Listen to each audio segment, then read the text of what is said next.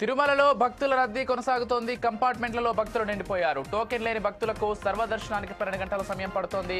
నిన్న శ్రీవారిని 74,344 మంది భక్తులు దర్శించుకున్నారు. 32,169 మంది భక్తులు తలనినాలు కూడా సమర్పించుకున్నారు. స్వామివారి హుండీ ఆదాయం 2.5 కోట్ల రూపాయలు వచ్చింది. టైం స్లాట్ టికెట్లు తీయిస్తామంటూ భక్తులను శ్రీవారి మెట్టుకు తరలిస్తున్నారు. దీంతో ఆటోలు జీపులతో శ్రీవారి మెట్టు మార్గం కిక్కిరిసిపోవడంతో వారి మెట్టు మార్గంలో మళ్లీ ట్రాఫిక్ జామ్ అయింది. ఆటోలతో శ్రీనివాస్ మంగాపురం గ్రామం నిండిపోయింది. ఉదయం 6 గంటలకు గేట్లు తెరుస్తారనగా అర్ధరాత్రి 12 గంటల నుంచి ఆటోలు బారులు తీరుతున్నారు.